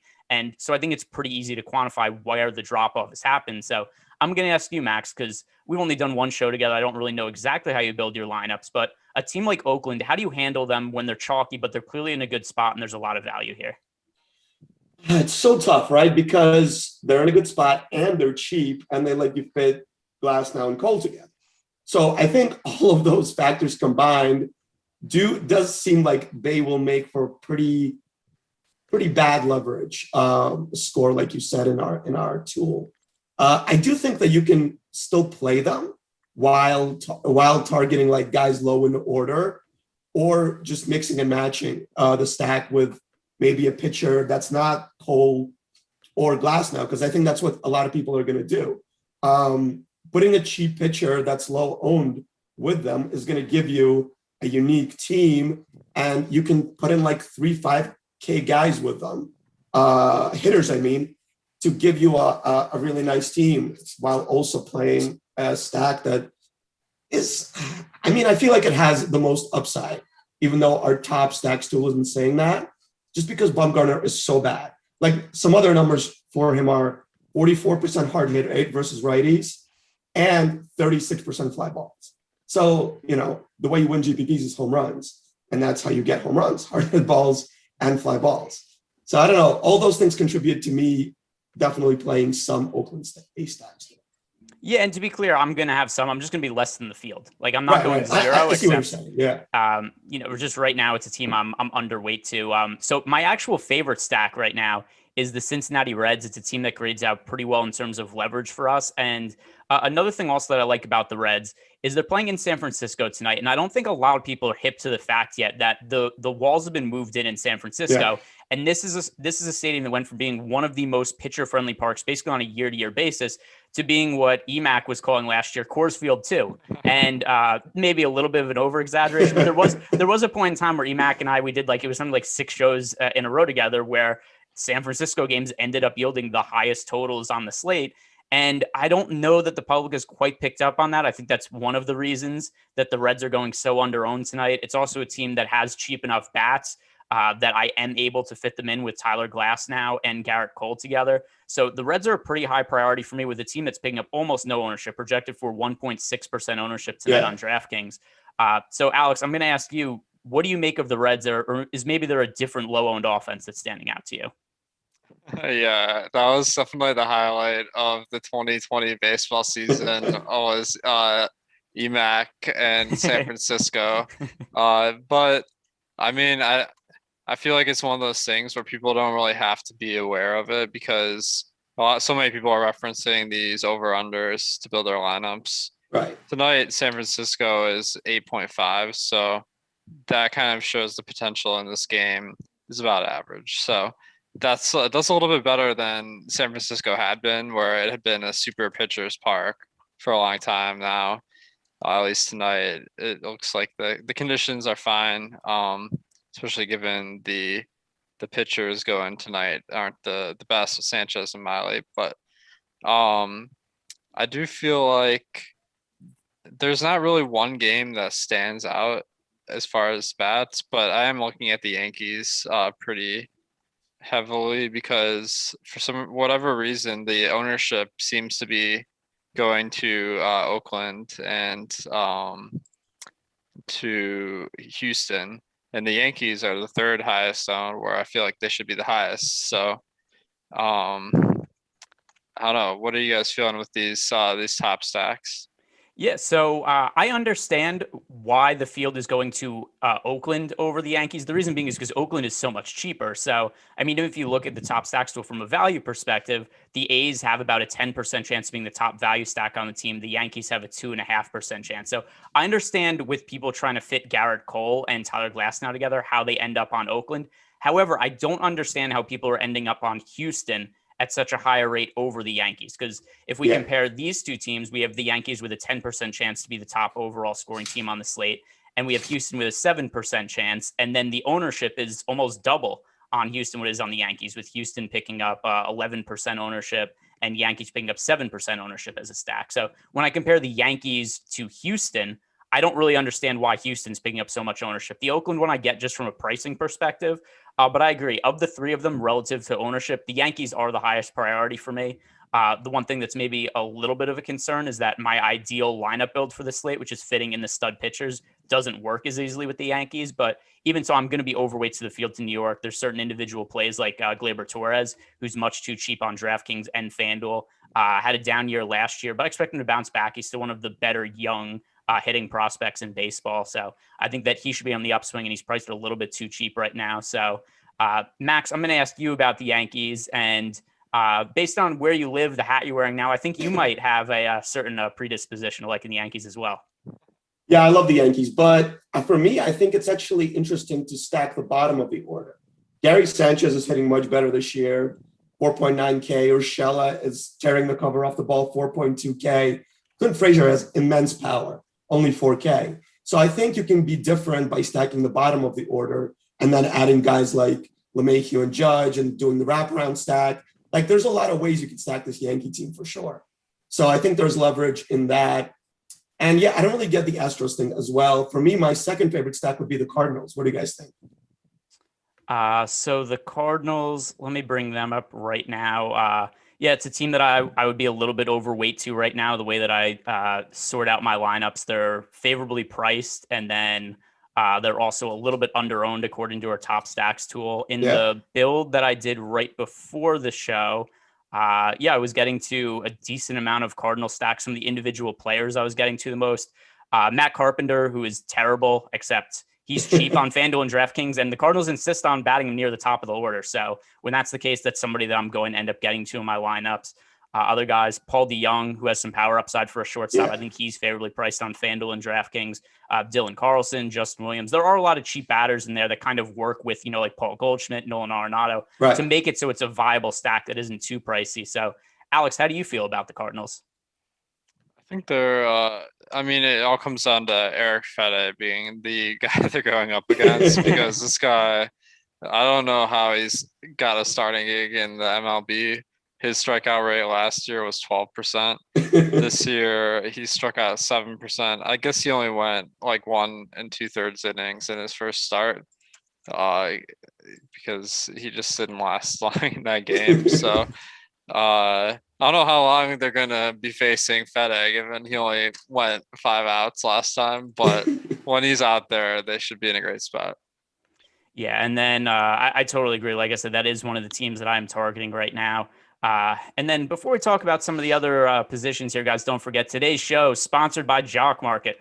What is Jock Market? So it's just a different way to play DFS. Instead of building lineups in a traditional sense, it's really like a stock market. And if anybody's watched the Thursday night show I do with Eric Lindquist, where we do some of the pre-IPO bids and we go over it for NBA, but Jock Market, not only for NBA, they also have MLB, they also have NHL, PGA. So a lot of other ways to really bid up your players as if they are stocks. And then the way that you end up getting a return on there is whatever you end up bidding on the player based on where they finish in the standings, that returns a certain return based on the amount of shares that you have there. And then also go to download the Jock Market app, which you can do for free. But if you do want to make a deposit, go ahead and use the promo code Awesemo20 to give you a $20 bonus on your first deposit. It is an exclusive offer for the Awesemo community, so make sure to take advantage of it. And also, for the Jock Market, if you're playing it for NBA, we do have fair IPO price projections. And then don't forget, use that promo code Awesemo20 for a free $20 bonus on your first deposit at Jock Market. That is the Jock Market app, spelled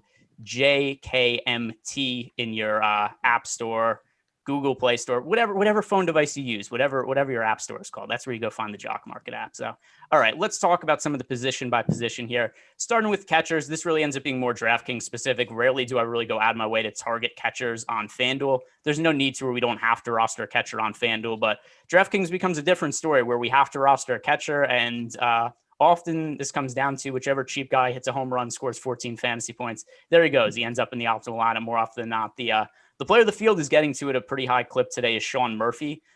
He is the most popular catcher on the slate for a good reason. We talked about how popular the Oakland A's are before. Favorable matchup against Madison Bumgarner, also only 3,500 on DraftKings. So I think that makes sense. Certainly right now he's my highest owned catcher. I don't have him quite as much as the field, except he's hard to get away from. Alex, who are some of the other catchers that you're targeting? And I assume you're targeting Sean Murphy as well? Yeah, the catcher is one of the better positions to take a one-off from because like so many of the catchers that might be part of your favorite stack really aren't in good spots. So going to a guy like Sean Murphy makes a lot of sense. He's cheap. He's got potentially a better spot in the order than other catchers. One guy that's kind of popping out at me is Salvador Perez. He's like a little bit of a spend up option, but I think we can come up with the money tonight because there's some good budget pitchers, but his ISO last year really took a step forward at 300. And this year so far, he's been hitting for good power as well. That's really high in the order. I don't know if he's been juicing or something because I don't remember him being that good, but I can't argue with those numbers. Speaking of juicing, if there is any catcher who I think would be most likely to be caught for juicing right now, would be Yerman Mercedes, who hit like a 480-foot home run the other day. Dude who didn't really have all that impressive minor league numbers. He's like 28 now or something like that. And all of a sudden, 28-year-old rookie just absolutely destroying for a catcher. So definitely some power upside there, although somebody I found it a little hard to get to just because he's so expensive. One catcher that I target a pretty decent amount that lineup just came out and he's a favorable batting order spot for the Orioles. Pedro Severino, as long as the weather ends up checking out there, 3,900 on DraftKings, a guy who's always historically hit left-handed pitching really, really well. Also a little bit of power upside there for Severino. So he's one of my cheaper catcher options. Just anytime there's a catcher who's relatively cheap that has potentially hit home runs, they're going to make it into, like 10% or so of my DraftKings lineups, just because those are the catchers that I'm generally looking to target. Max, I'm going to ask you, which catchers are you singling out right now? I mean, I love Gary for power. He's striking out much less this year, which is the big problem for him. 4.9K, a bit of a spend up option. And the cheap guy is probably not Narvaez from the Brewers facing Alzolay. I'm not sure. I think he hit a home run against him last time in the same spot. He was like mega chalk whenever that was. But 3.4K feels like a cheap price. Yeah, Narvaez has been one of the more popular catching options so far this year, and he's off to a pretty good start, I think. Yeah. Also, off the top of my head, I think he's homered every time he's been chalked this year. Which, yeah. take that for what it is, but that is something that I believe has happened. Any other catcher options here? Doesn't look like, just going through my exposure to the lineups I built, there's anybody else that really stands out. Catcher, really my least favorite position in fantasy baseball, because it really does feel like more often than not just a total luck box spot. Somebody asked earlier in the chat who my favorite Reds are for stacks. I do have some interest in Tucker Barnhart, just because he is at least a capable hitting catcher, and he makes his way into stacks. And then just to name off some other guys who appeared fairly regularly in my Red stacks, which is a question that we got. Joey Votto, Nick Senzel. I was getting to Jesse Winker, although I'm not positive if he's in the lineup or not. I haven't seen the Reds lineup that's come out yet, but he is. He's leading off. So Nick Senzel, Jesse Winker, Joey Votto, and Tucker Barnhart. Those were the core plays in my Red stack. So moving over to first base now. This is the position where basically the opposite of catcher. This is where we find the most of the power. Alex, which first basemen are looking best to you at the moment? Let me pull up the projections. All the MPE makes it a little tricky. All right. So I think Rowdy Tellez, he is in this I mean, the ballpark Toronto is playing in right now is really insane for production. He's going up against Garrett Cole, so it's a tough matchup, but he's 2,500, batting 7th. So I think actually, now that I'm thinking about this, it's seeming kind of rough. I don't know why I mentioned this guy as first on my list. But the park is not bad. So one thing that is funny about that park is there's an elementary school like right across the street. So I think the first home run that was hit there, Mike Trout like hit somebody's car or something like that. Like there could be kids out at recess and Mike Trout's just bombarding them with home run balls or something. But so yeah, while we're trying to figure that out, so one guy who is popping up a decent amount for me right now at first base on DraftKings is Shohei Ohtani. Ohtani's off to a really strong start this year, both hitting the ball and throwing when he's pitcher. But somebody who's such a good athlete, and I think is going to be one of the more exciting players to watch this year. I hope the sites find some way to integrate both his pitching and hitting abilities into slates. Like even if we get two different Shohei Ohtanis, where it's like there's a pitcher version and a hitter version, so days where he starts, we could roster him in both. Just I kind of think that's a fun novelty. But as well as he's hit so far to start the year, I don't understand why he hasn't been priced up higher to this point. So Ohtani with first base eligibility is somebody who's popping up in a lot of my lineups. Max, I'll ask you, who are the first basemen that are popping up for you at the moment? I love Goldie if you want to spend up from my card stack. I think Olsen is also interesting. Obviously facing Mad Bum from the left side, but if we don't expect Mad Bum to be in there that long, he's going to get some at-bats versus the bullpen. And he hits left-handers pretty well, so I'm not even that concerned. He's also pretty cheap. You were saying Ohtani, Walsh also has first base eligibility from the Angels. So that's another guy I like there, also like in the mid 4K range. Yeah, Jared Walsh. One thing that's weird, like Walsh has started the season really well. I don't understand how he's more expensive than Shohei Ohtani. And this isn't even a knock on Walsh's power or how well he's played or anything. But Ohtani, I think, is just a bona fide star in baseball and is going to be a really strong fantasy producer, both from offense and from a pitching perspective. And with all the hype behind him, I just think it's weird that we somehow have ended up with Jared Walsh more expensive than Shohei Ohtani. I guess I'm just trying to come up with more reasons that I like Shohei Ohtani, but.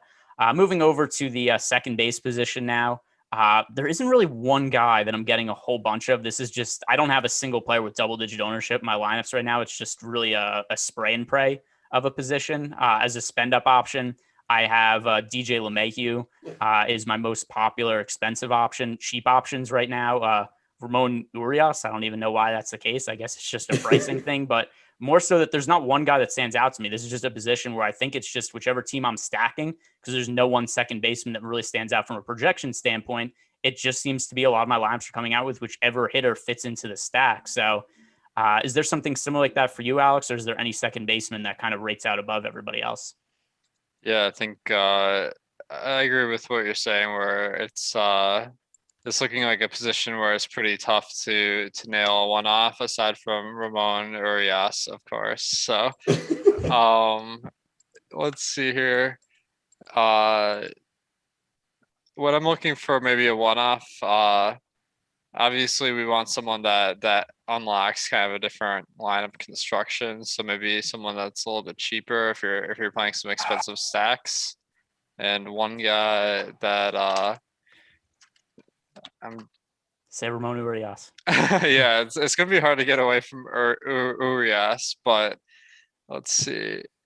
Eduardo Escobar, I guess. That Arizona game, it has some of the better conditions for bats because of the park, and he's been hitting the ball really hard this year so far. 370 ISO, and last year his power was solid as well. Actually, no, scratch that.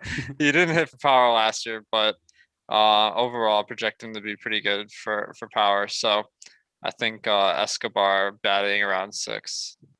And something else I had about Escobar, he has homered in 4 consecutive games coming into today. So that's also, it's 4 games in a row where he scored over 20 fantasy points. If he makes it a 5th game in a row, then it's certainly nice for fantasy production. Max, who are some of the second basemen that are standing out to you right now? Yeah, so up top, we already mentioned DJ. I also like Tommy Edman, Jose Altuve. All those guys are going to garner some ownership. If you're paying down, Matt Carpenter fits a lot of builds at 3,200 for sure. Yeah, those guys. Brandon Lowe is somebody I would also pay up for at 4,800 as a good matchup there. Yeah, I mentioned the Matt Carpenter one before, and we don't have the Cardinals lineup yet, or at least it hadn't come out at the time that we'd started doing the show. But Carpenter is somebody who I think is washed at this point. He was actually like in the MVP mix, I think like 3 years ago at this point. And then he just really fell off a cliff. But as long as he remains cheap and the Cardinals continue to hit him towards the top of the lineup in a favorable matchup for the Cardinals, you said you like stacking the Max. I also think they make for a good stack. It's going to be hard just from a value standpoint to get away from Matt Carpenter at a cheap price at a position that, as we said, is, fairly difficult to fill tonight. So I'm on board with you there. Now getting into the third baseman, one guy here who, even though I think the A's are going a little bit over-owned as a stack, I'm finding myself gravitating towards Matt Chapman a ton in my lineups. He is one of my most rostered hitters right now. Cheap price for him. And once again, just really favorable matchup tonight going up against Madison Bumgarner. So Matt Chapman, a guy who's hit left-handed pitching really well the last couple of years, some power upside there, is one of the best defensive third basemen in baseball. Not that that matters for this particular spot, but he's been a little cold to start the year, but that's not something I really worry myself with too much. I'm just more looking at historical production and what I expect from players going forward. So Matt Chapman, is he somebody that's also popping for you a little bit, Alex? Yeah, definitely. I mean, Oakland as a team looks really good today versus Mad Bum, and Chapman is their best hitter so far this year. So, or I guess actually he's off to a really slow start this year, but he is their best power hitter. So, I definitely am not reading into any early results at this point in the season, over 40 at bats, but his on base has been 22%. The BABIP has only been 15%, which is about, I think the league average is around 30%. So like half the time he's gotten his ball in play, he's been kind of unlucky. So I think that's a good bounce back.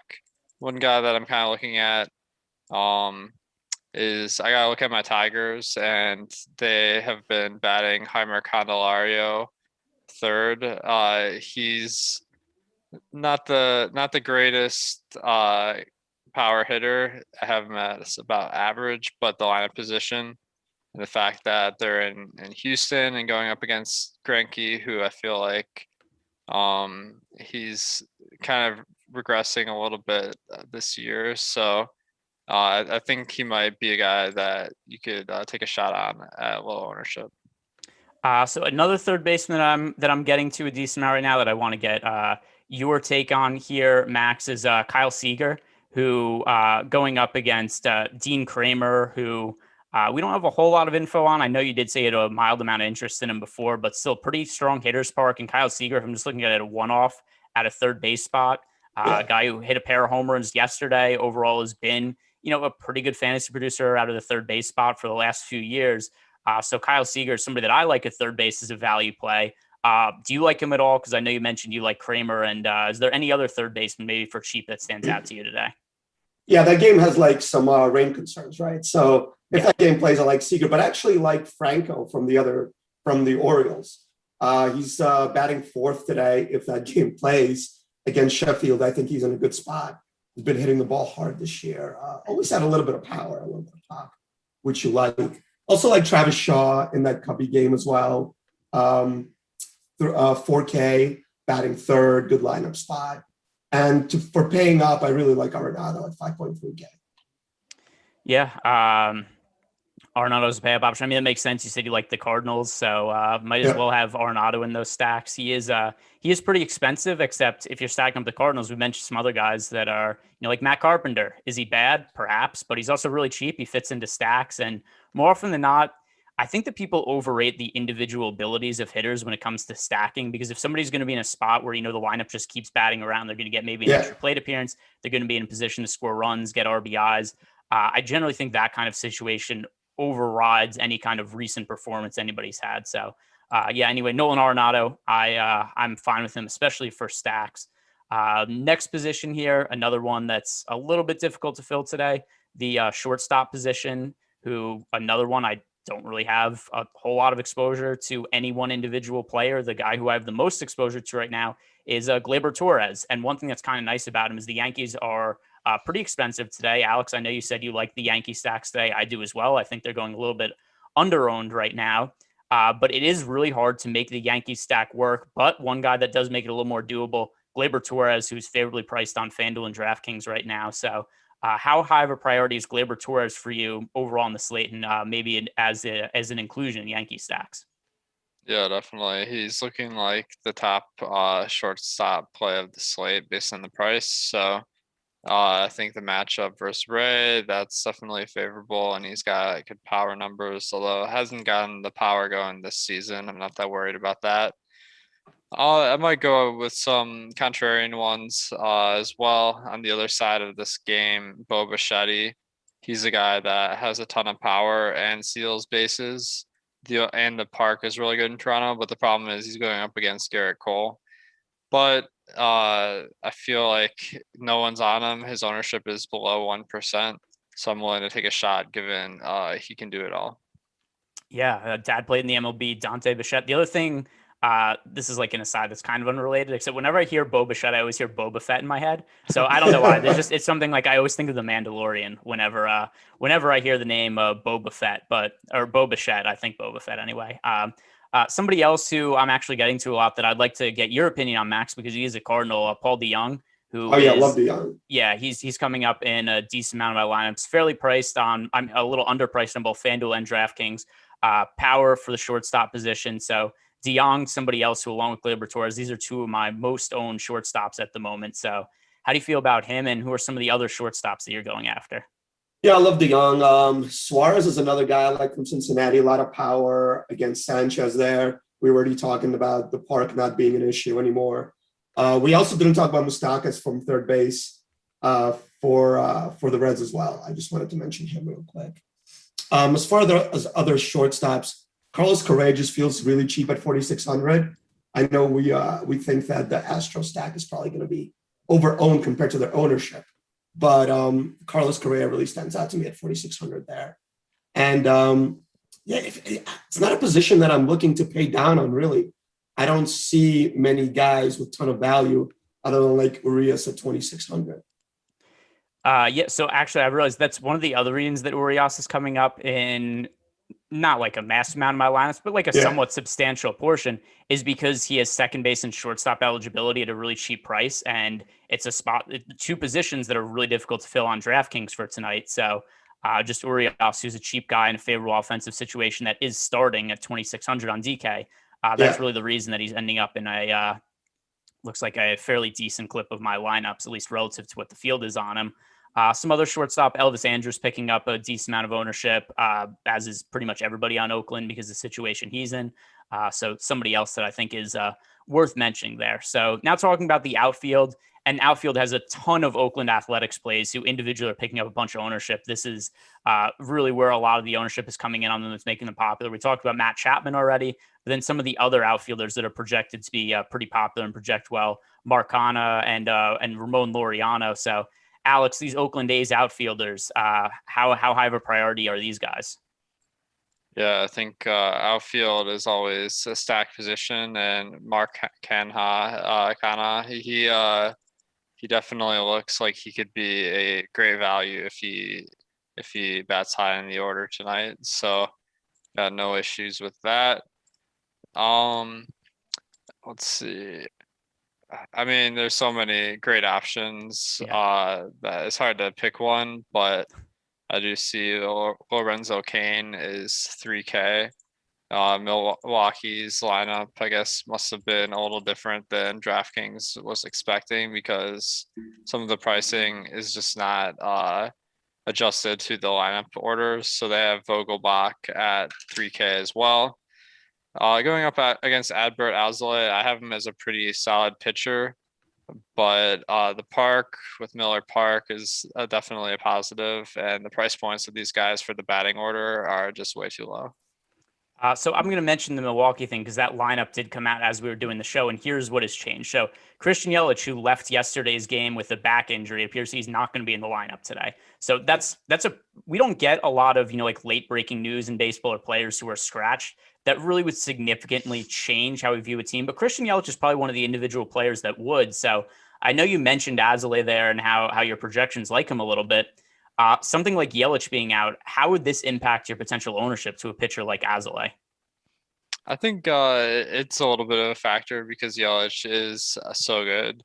You can just project Alzolay to give up a little bit less. As far as runs, I don't think it makes a huge difference for strikeouts because the guys that I have in today, they do strike out a pretty good amount, but I don't know if Yelich really moves the needle there. But Alzolay, the one problem with him is I just don't know if we can count on him to go super deep in the game. So let me pull up his pitch count from his last start. All right, so he only went 77 pitches.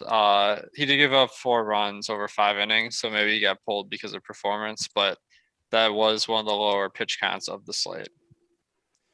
So that is the one concern there, but I'm always going to give somebody at least a little bit of a boost when somebody like Christian Yelich is out, just because it's something that was, somewhat unexpected and does have, a pretty big impact in terms of how we would view a matchup, just because Yelich matters so much to the Milwaukee Brewers offense. But I'm going to go back to you here, Max. Outfield position, who are some of the guys that as of now stand out to you the most? Yeah, so because I'm targeting the Cardinals stack, you actually get a bunch of outfield spots open if you play the Cardinals, which is always nice. I really like Tucker and Alvarez from Houston. Casey Myers really struggles against the left side of the platoon, so I like those guys. And actually, I'm going to go a little bit off the board and talk about stacking against Peralta a little bit, even if it's just like a 3-man stack, just to gain some leverage on all the ownership that's going to go to Peralta. And I think Jock Peterson and Ian Happ are really nice options with power that are cheap. So one name you said there that actually stands out to me a lot because it's my most used one-off player right now is Yordan Alvarez. A ton of power upside. I do consider him to be one of the best power hitters in baseball. We didn't really get to see him much last year or really all that much recently. He was dealing with a knee injury last year.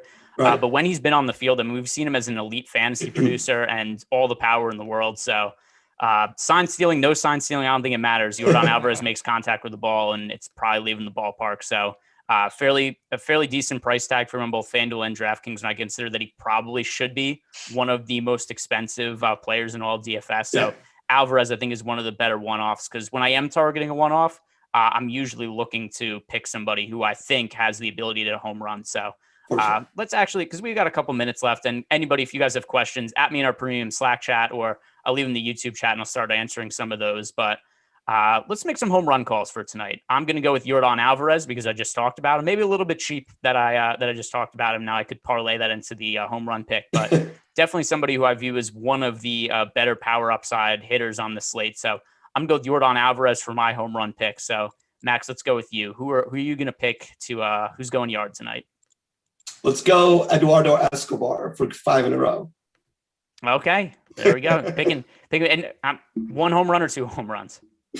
I'll just go with 1. Let's be a little bit. All right, you heard it. Max is guaranteeing 3 home runs for Eduardo Escobar tonight.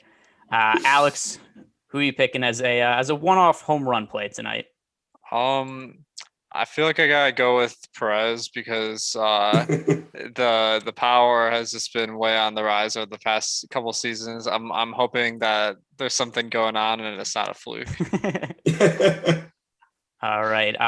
Here's an interesting question we had from Fantasy Wiz in our premium Slack chat, which everybody gets access to if you go sign up for an Awesemo Plus package. We're asking, why is there no love for Zach Greinke tonight? And on the surface, I agree, right? It's a really favorable matchup against the Detroit Tigers, but still we have to take it within the context of the slate. Number one, Zach Greinke is very expensive tonight. And you look at some of the other options who are in the same price range as him, Tyler Glasnow, Garrett Cole. When you consider those guys all around the same price range, and even though Zach Greinke is much lower ownership, I think it's justified just because despite the positive matchup, we don't usually see all that much strikeout upside from Zach Greinke at this point in his career. So we talk about the opportunity cost of rostering a Zach Greinke. It's going to come at the expense of Tyler Glasnow and Garrett Cole, who are much higher priority plays for me tonight. So, Alex, do you have any interest in Zach Greinke, or are you just focusing on some of the other guys? So I am a little bit scared off by the fact that he's only gotten 8 strikeouts in his first 2 starts this year. That's about as many as some guys on the slate have gotten in 1 start. So that's not a good sign usually. But mostly it's just the other options are so good today. Freddie Peralta, given the fact that he had a pretty good pitch count last time, I feel like he's almost a lock to me, where the price is just way too good. The matchup is tougher, but I'm willing to chance it. And then I do feel like Glasnow is more of a solid spot than Greinke, given that he's going up against Texas, one of the worst teams, and his strikeout stuff is just way better to begin with. All right. And then Max, I'll ask you the same question. I know that you like to play a lot of single entry 3 max stuff where maybe you might be weighing ownership pretty significantly heavy in a single entry lineup. So Zach Greinke, do you think that he's a good differentiation play, or are you just going with the guys that I perceive at least to be better plays with more strikeout upside? Yeah. So we had a similar situation. I think we had Glasnow, somebody else, and then Kershaw garnering way less ownership, like last week when I was doing the show. And I played Kershaw that day for those reasons. But Kershaw has way better strikeout stuff than Greinke does at this point. I looked up Greinke's swinging strike rate in his first 2 starts. It's 6.5% average.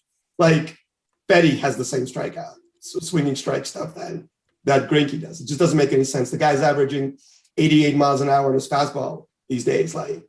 He's just washed to me. So he still limits runs really well, but that's not going to give you too much upside to winning GPPs. All right, guys. So we just have a couple minutes left. So let's do just a quick overview here before we turn this over to the shows that are coming up next, which, by the way, the NBA Deeper Dive. And then we also have NBA Live Before Lock, hitting on everything that is NBA tonight. But before we do, let's go overall top favorite pitcher on the slate. And then we're also going to go with top overall stack on the slate, the team that we have the most interest in. So, Alex, starting with you, SP1 choice for you, and then who is your number 1 overall stack? Tempted to say Freddie Peralta. I'm kind of second guessing it now because I feel like his control isn't usually that great, and then sometimes he doesn't last that long in games. But the strikeouts are as good as anyone. It's just that one risk factor. So I think he's a really solid value regardless at 7,700. But there's some other good pitchers on today's slate that have very low ownership. So One that we kind of glossed over may have been Dean Kramer. He had a really good okay, so he hasn't pitched much over the last 2 years, which has been a big factor. Only 19 innings since 2020, but the strikeouts have been really good. He's gotten 31% over 16 innings in 2020, and then he had 28% over his first start this year. Now, that small sample size doesn't scare me when it comes to strikeouts, because that is a stat that kind of normalizes pretty quickly. But the thing I'm looking at is he went 85 pitches in his first game. So the fact that he went 3 innings, I feel like it's going to scare some people off, where that just seems more like variance than anything else. All right. For me, overall, my favorite pick. Oh, and I forgot to ask Alex, and your favorite stack right now. I think you had said Yankees earlier, but I don't remember exactly. Yeah, I think the Yankees are probably the safest bet, but I don't mind going to some lower owned ones. I know I said for the Cubs game, I like Peralta, but I don't mind taking the Cubs because no one's on him and he is kind of erratic. So for me, my favorite overall SP1 is going to be Tyler Glasnow for this slate. If I'm going cheaper for me, Dean Dooning, we talked about earlier, a lot of strikeout upside. The field isn't on him right now, so I like him as a GPP play. That if I am going to go cheap at starting pitching, to instead of just going Glasnow, Cole everywhere, I think he's one of the guys cheaper with some upside that's going to let me stack some of those more expensive offenses. For me, my favorite offensive target is going to be the Cincinnati Reds for tonight. I think the park is in San Francisco looking like more of a favorable hitter's park since they've moved the fence in, and the Reds still fairly favorable pricing and also only picking up 1.5% projected ownership as a team. They are one of the teams that has the most positive leverage score in our top sacks tool. And then Max, bring us home. Favorite pitching options, favorite stack. Yeah, let's go Homer with Cole as my favorite SP1 for the upside. As far as the cheapest guys go, I don't disagree with Kramer. I like him. Give me Noah versus the Marlins though. I think they're facing the Marlins, right? Yeah. Yeah, as my 6K guy, and then the Cardinals as the stat.